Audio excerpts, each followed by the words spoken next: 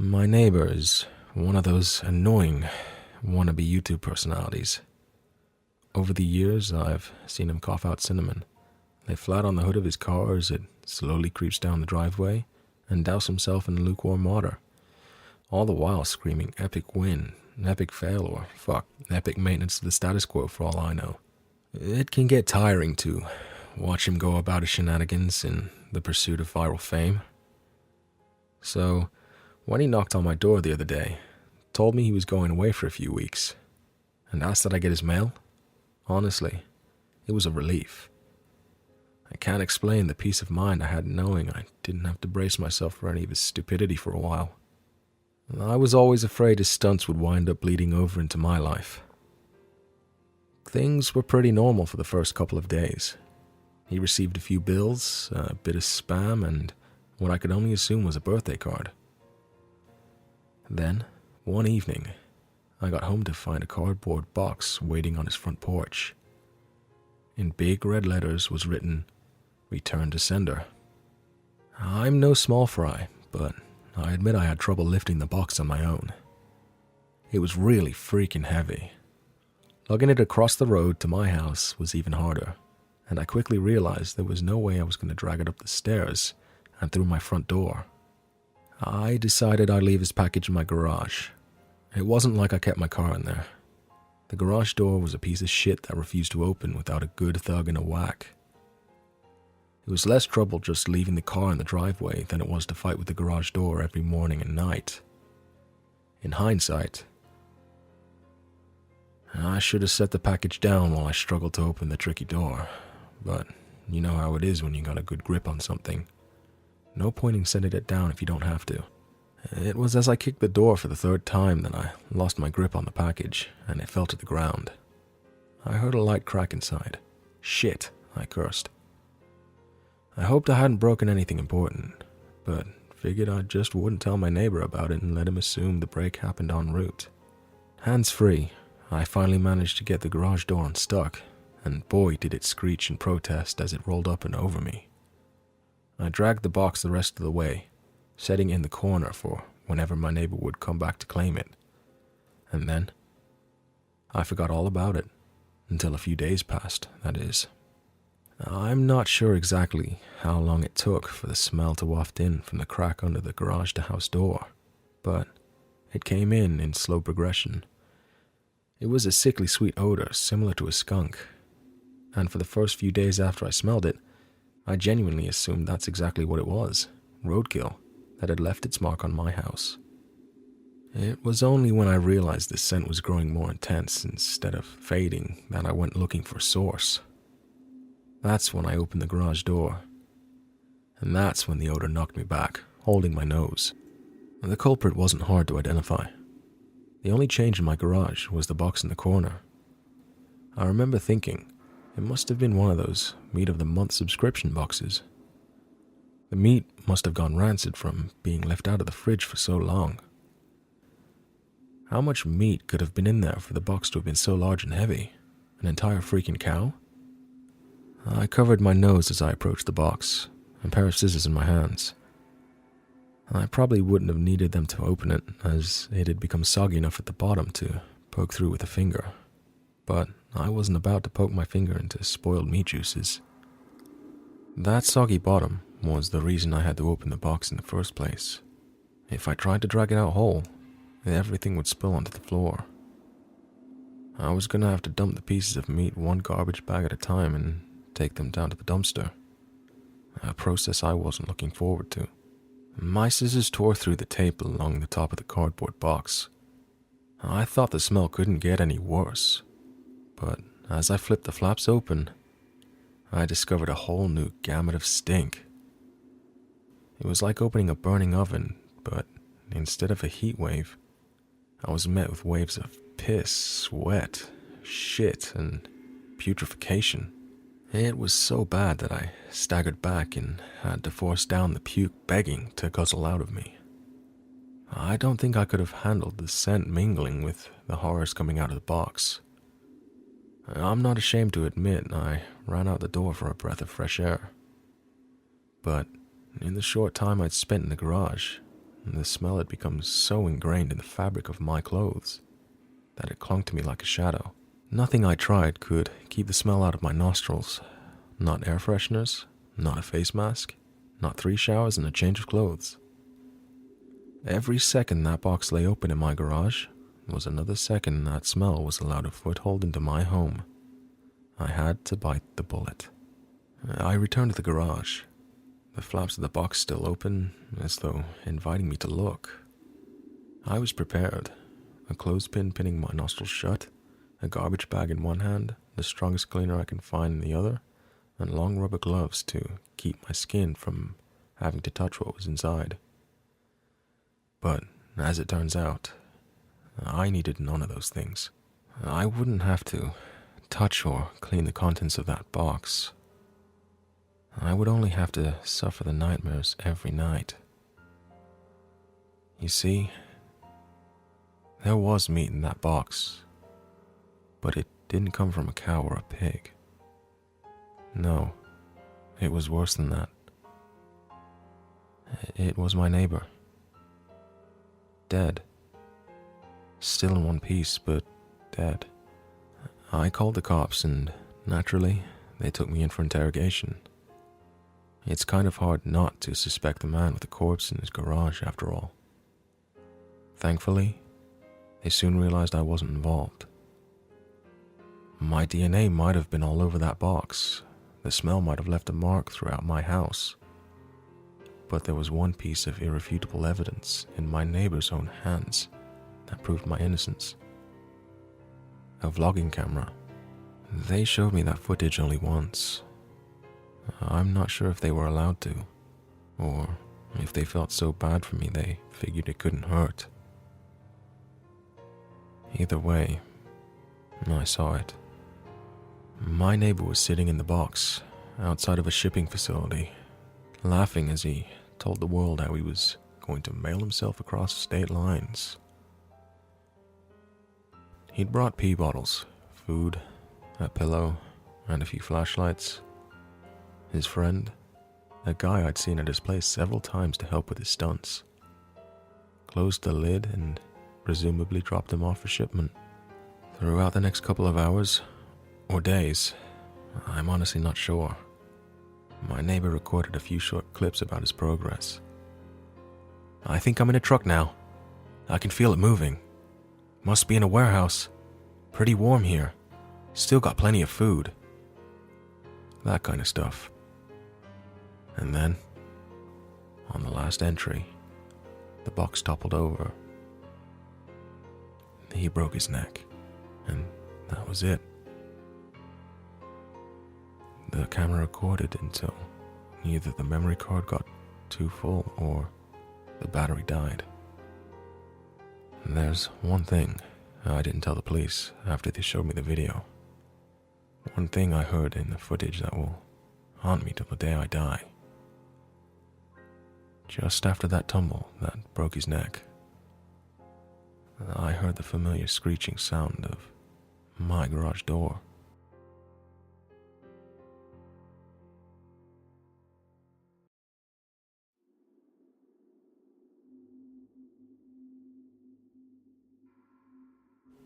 In 2007-ish, I was about 13 years old.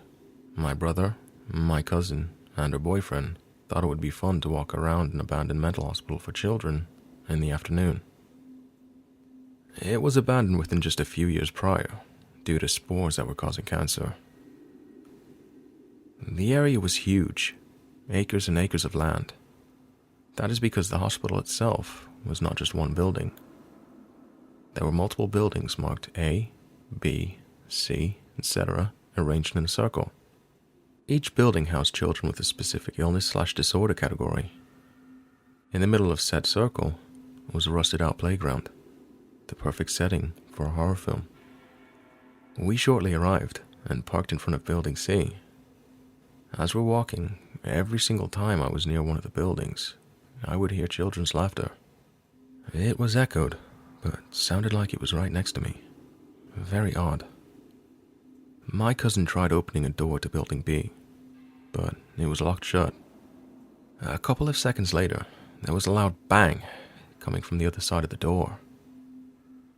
My brother, being my brother, always said it's just kids partying in there, as his reasoning for anything abnormal happening.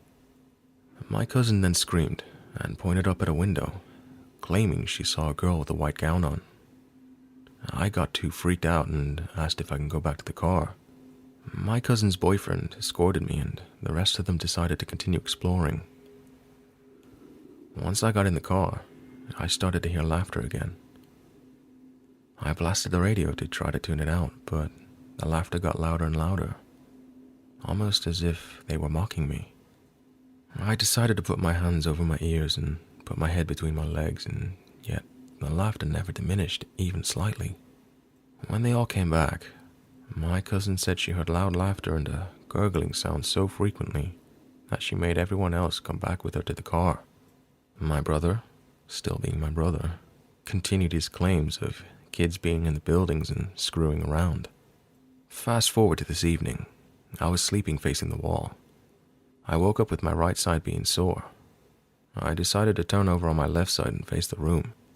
Right when I opened my eyes, I saw a girl with a white gown on, standing over me. Immediate shock shrouded over me, not being able to quickly break contact with her. I eventually blinked and she disappeared. I ended up running to my parents' room and sleeping there for the rest of the night.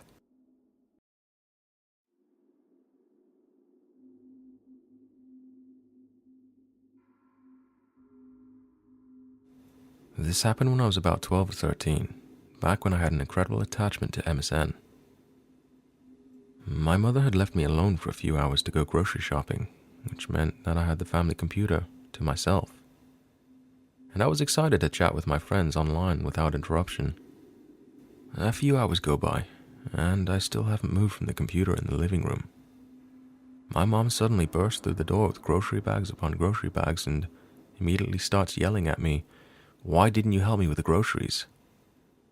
I was confused and startled. I didn't know she was home, or I would have come out to the car to help her. As I tell her this, she becomes angrier and explains that she saw me watching her struggle from the upstairs bathroom, and instead of helping her, I just watched her. I froze. I knew that I hadn't left the computer on the main floor. Not once. But before I could protest, she went back outside to grab the rest of the groceries. I tried to explain myself after the fact, but she didn't want to hear it. I let it go, but I knew that something was very wrong with that house. The thought of someone, or something, pretending to be you, is the most terrifying thought to ever come across the boundaries into my reality. I hated that house. My mom finally came around after things started to happen to her too. But I'll save that for another post.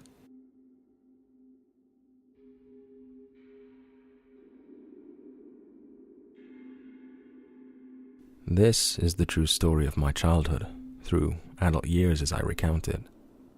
Rattlesnake Road is an original name to a road that has since been changed. I used it to maintain anonymity. I was born on Long Island, New York, and, since I can remember, I have experienced strange occurrences. I was never able to sleep at night, and from a young age, I was always terrified of the dark. Yes, every child is afraid of the dark, but I was afraid for reasons that I was unable to explain until later in life. There are a few stories while here, but I want to fast forward to when I was a bit older and things began to make sense to me. My family purchased a second home, and we moved to Colorado. We lived on a ranch, located at the top of a hill that fed into the Rocky Mountains. There wasn't much around us. A few neighbors, thousands of acres of hilly and mountainous terrain that surrounded our family. There was a long dirt road that led to our property, Rattlesnake Road. I was about 7 years old at the time. This is when I began to understand what I was going through wasn't normal. Our home was small. It was a ranch-style house with a 3-car garage, which took up half of the structure. The other half was built into the hillside, where you entered from the front. You walked into the living room and could see straight out of the back sliding door into the plains. In front of you was the kitchen, old with brick. Straight down the hallway started my room on the right. My brother's followed that, and lastly, my parents' room on the left. The bathrooms connected, and were on the right as well, wrapping around at the back of the house. I left the hallway lights on when I slept. I was scared to begin with, but something always felt as though it wasn't just our family here. One night, I was up and could not fall back asleep. My parents and brother were sleeping as well, which I could hear them snoring from down the hall. My bedroom door was open, and I was facing the hallway when suddenly, the pull string to my closet made a click, and the lights popped on. I could see the light making its way through the slated sheets of my closet accordion doors, and my heart began to race. They shut off. The air in the room became cold, tense, almost as if the oxygen was being siphoned out. The silence set in. I couldn't hear the snoring anymore. Nothing. I looked towards the hallway, and there passed a short, black static mist. It had no facial features, but I could see what would have been a mouth. It seemed as though it was smiling, ear to ear, which paralyzed me with intense feelings of dread. It passed my doorway out of sight, not making a sound. Moments later, I heard what sounded like the door to our garage open up and close, and the air lifted as my surroundings returned to normal. I knew I was awake. I knew what I had seen was there, and it visited me, only to get worse as time went on.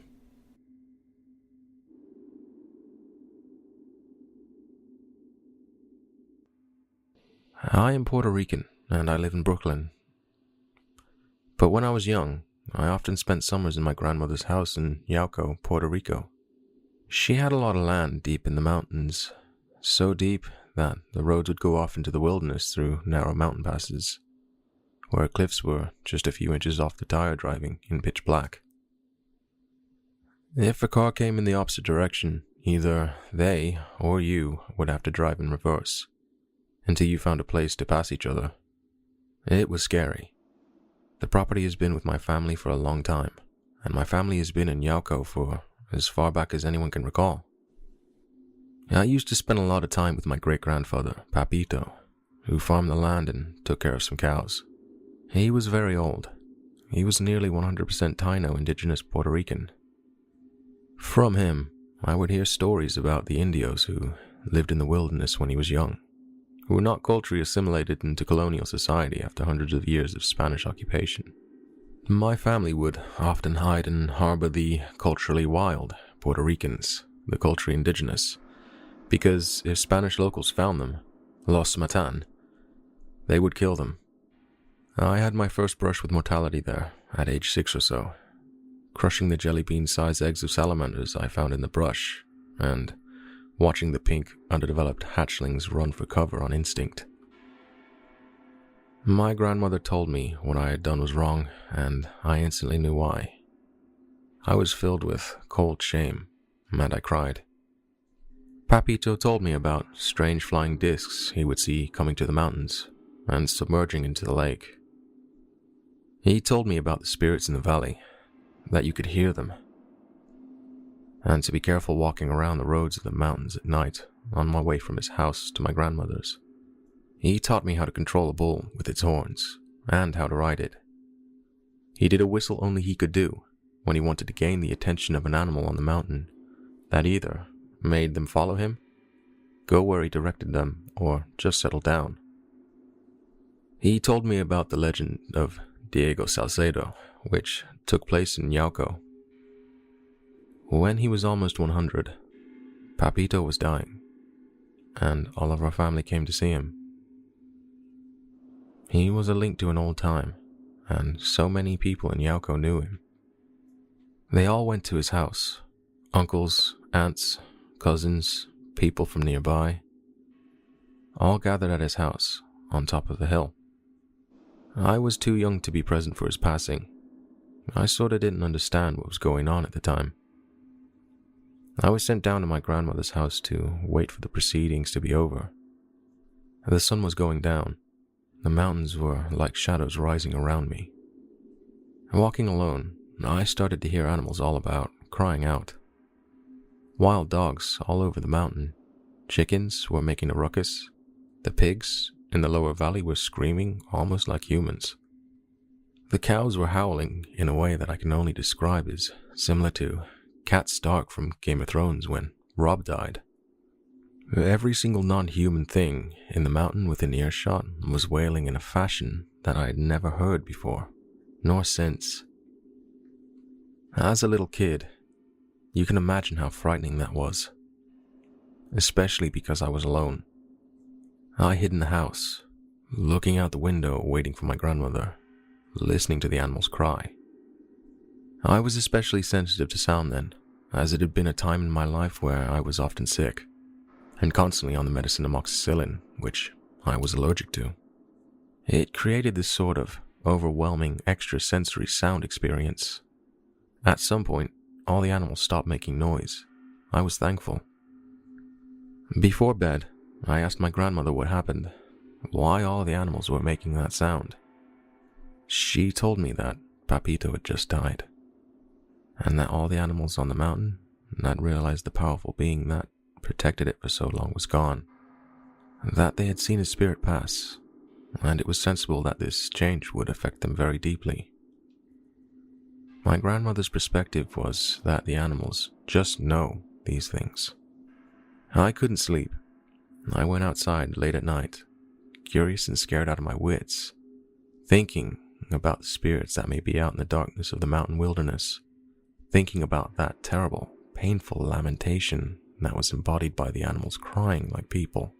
I went close to the edge of one of those small nearby cliffs that hung over an endless darkness, and I squatted and listened. I heard a sound that scared me, a feral yell in that darkness. I don't know what dog it was, or if it was a dog at all, but it was certainly too close, and I was by myself. It howled and yelped, and I regretted coming outside. I was sort of frozen there, afraid to move, but afraid to stay. I wouldn't dare call out for my grandmother. I would be scolded for coming out and wandering around at night. She probably wouldn't hear me anyway. A moment later, I heard that whistle that Papito used to do.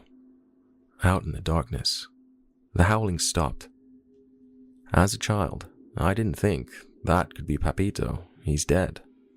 Like any adult in their right mind might, I thought it's Papito. It had to be. No one else could do that. No one knew how to whistle that way in my family. And it was only us for miles around, on the mountain. Where the sound came from, it would be impossible for any person to be. Not even during the daytime. It was deep inside of the wilderness on the severe cliffside. But I knew he was there, as I am sure that at that age the line between life and death was blurred. Yauco is the area where Aigebana I, the chief of Taino, lived. It is also where the rebellion began against the Spanish, which began with the drowning of the Spaniard Diego Salcedo. Many of the surviving Taino escaped into the mountains of Yauco and lived there in secrecy for a long time, hiding their lifestyle behind some of the more assimilated natives like Papito. They say the Taino are extinct, but that cannot be. I knew some of them. I am.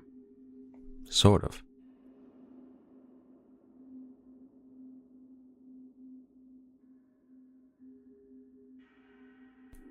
This is a true story that happened to my mom about 2 or 3 months ago.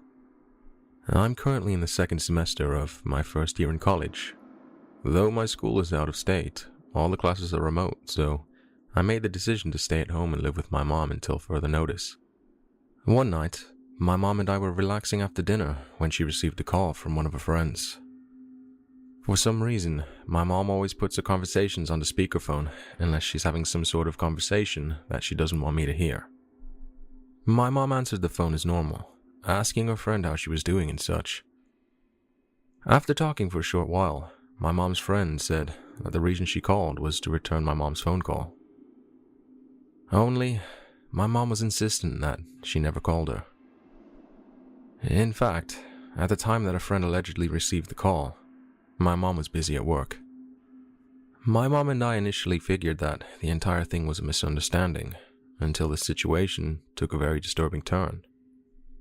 Not only did my mom's friend receive a call from her, but there was also a voicemail attached to the call.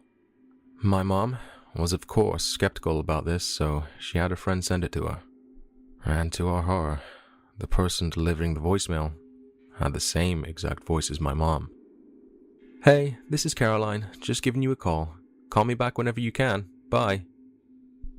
Our hearts dropped. How could this have been possible? By now, I should mention that the number that my mom's friend received the call from did not belong to my mom.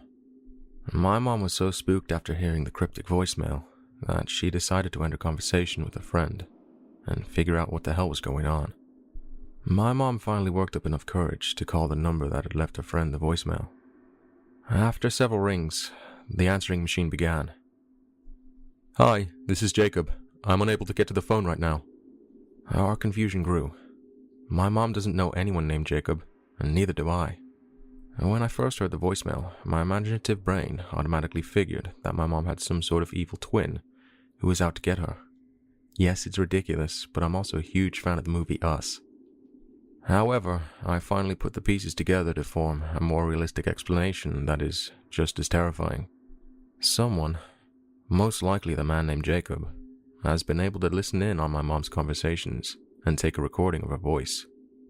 Yes, I know that hackers are common, but from my understanding, most people get hacked from either displaying their information on certain websites or through social media.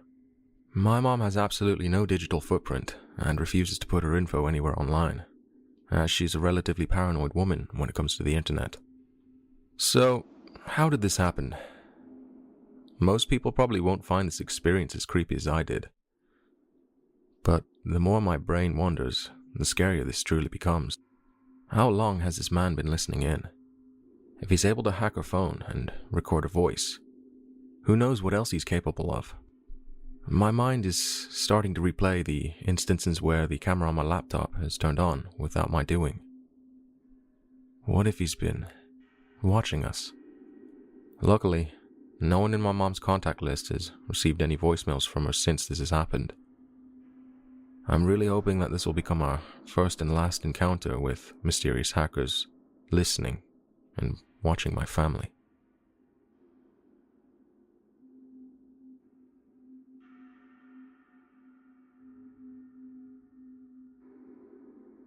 I grew up with both of my parents and brother in a small ranch house within a suburb off the highway. Things were always quiet, and crime rarely ever happened. We were the only kids in our street, and were surrounded by other houses with old couples.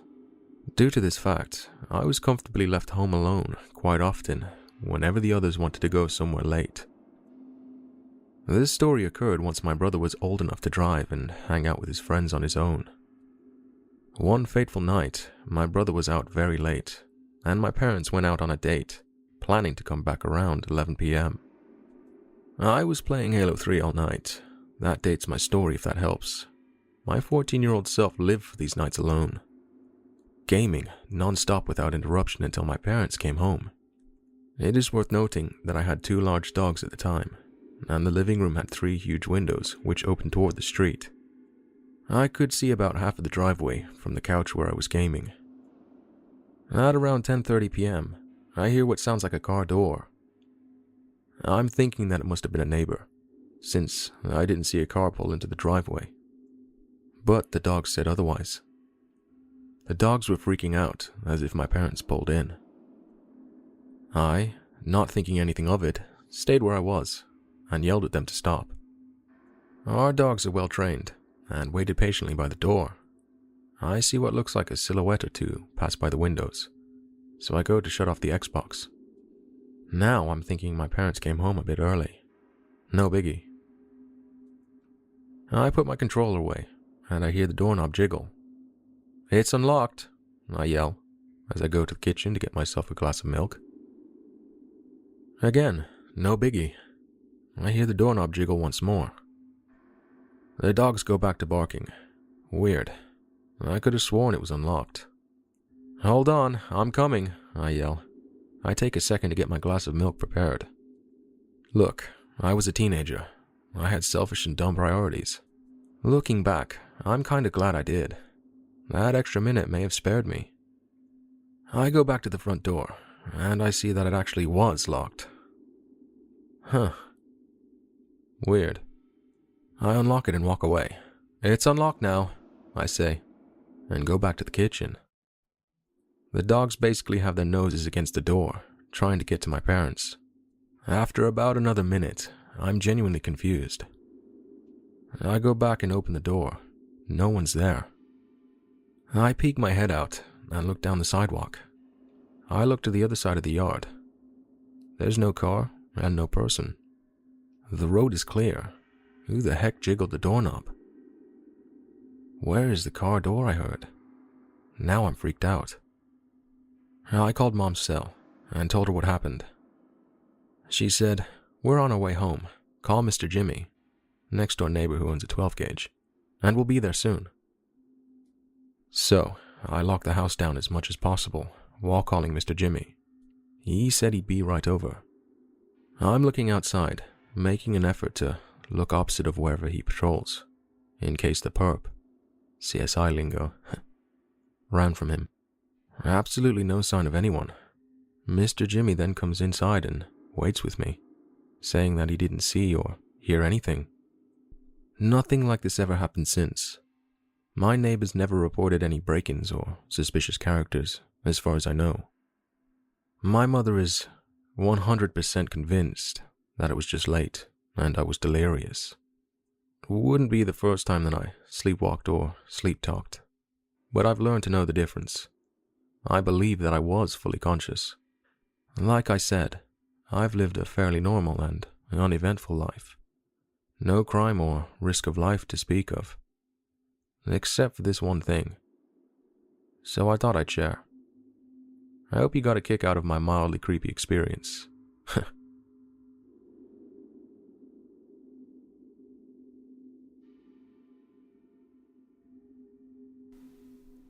Nightmares are an unfortunate part of life that all of us have to deal with.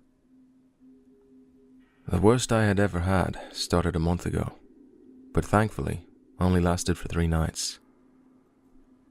The first dream found me sitting in my house alone. When 3 knocks came from the door, I remember looking through the window and this horrible thing, pale, white, with no eyes. Its fingers were long daggers and its mouth was full of long needle-like teeth. It smiled at me and screeched, "Let me in." I woke up soaked in sweat and terrified. I didn't go back to sleep that night. Something eerie I experienced. Going about my day, I tried to forget about that night terror. But it seemed like every time I blinked, I caught a quick glimpse of that otherworldly monstrous smile. I got home from work, exhausted from a long day at my soul-sucking job. Had little to no sleep. I couldn't wait to get to bed. Sleep came quickly, but it wouldn't last. I found myself in a familiar situation. Alone in my house, with 3 knocks at the door. I got up and went to the door, but this time I didn't look out the window. I knew what was on the other side. It cackled as I stood there. Then it screamed, "Let me in, let me in, let me in." I shot up in my bed. There would be no sleep tonight either. I got up and made coffee, and thought about how much work was going to suck. Knowing it was the lack of sleep, all throughout the day, I felt as if I was being watched, and could catch movement where there shouldn't have been. My God, I need some rest. I stopped off on the way home and got sleep aid. Good Kentucky bourbon.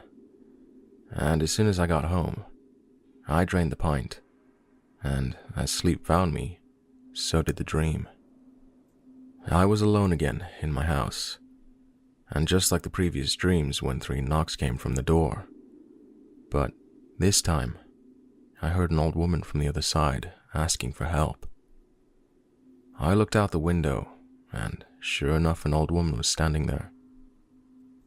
She looked at me and whimpered, "Please let me in. I'm so cold out here, and just want to come in." I opened the door and immediately regretted it. As soon as the door opened, the old woman ripped in half and the monster lunged from inside her straight towards me. I tried to run, but it tackled me and bit down on my shoulder. I cried out in pain and fought back, and somehow I broke free of its grip as I ran as fast as I could. Hearing it behind me, laughing and saying, "You belong to me now. You can run all you want, but you are mine." I reached the back door and threw it open. But instead of being in my backyard, I was in my grandfather's living room. The feeling of fear faded as I heard my grandpa's voice calling, "Come sit a while. I ain't seen you for some time." I sat down next to him, and we discussed everything from deer hunting to fishing, and we talked about all the good times we had. It felt nice to get to see him. "I sure have enjoyed getting to see you, son, but it's time for you to go back." Before I could say otherwise, I woke up, but I wasn't in my house. Confused, I tried to rise when 2 men grabbed me and helped me to my feet.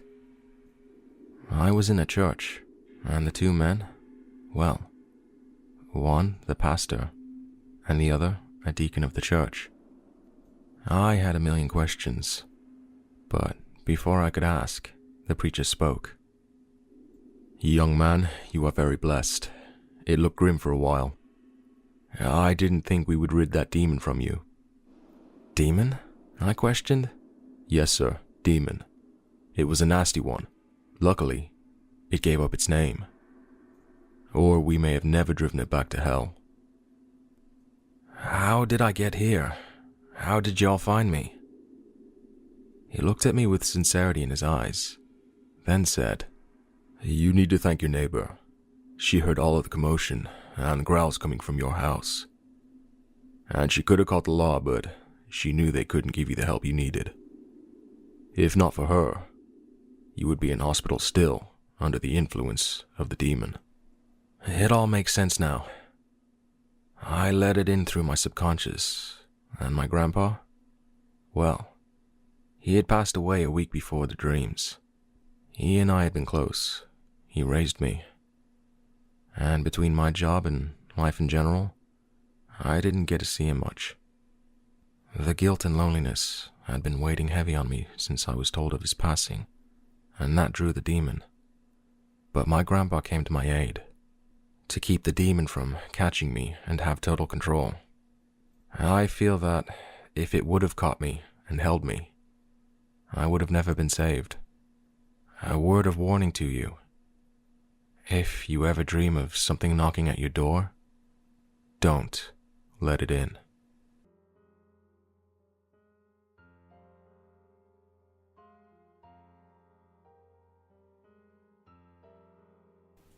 I'm gonna make this post as short as possible. I grew up outside of Charleston, West Virginia, and I always felt watched no matter where I was. My earliest memories of myself sitting in the living room in the morning because my parents and sister hadn't woken up yet. I was about 4 to 5. I was a very independent child who didn't like help, and I grabbed a Pop-Tart for breakfast and turned on the TV to the Food Network. This was a weekend ritual for me. Every time I would begin to eat and watch TV, I could see out of the corner of my eyes a shadowed figure peeking between the bars and the stairs. The stairs are exposed halfway down, so you can see who's going up or down until they reach halfway. It always made me nervous, but I would keep staring forward until someone woke up and came downstairs. I saw this figure all the time, not just in the mornings. We had to open up concept rooms at the entrance of the house. One was a dining room, and the other my parents turned into a playroom hangout room for me and my sister. I was terrified of walking to the playroom because I had to walk through a short hallway that always made me feel like someone was going to jump out of a corner and chase me. The hallways had a half bathroom, and whenever I had to use it, I would constantly hear someone whispering my name or incoherent whispers coming from everywhere around me. I also suffered from terrible nightmares. My parents would buy dream catchers, leave nightlights on, and check my room for me. But every single night, I would wake up from a nightmare of people in the house or me in a familiar place with cryptic creatures, and people doing things like playing the piano with their heads twisted to their back, or sending bugs flying from their eyes and mouths. These are all just tiny things that I remember most from my home in West Virginia. I have more paranormal memories of other homes I've lived in, but I just wanted to see if anyone else has had these experiences.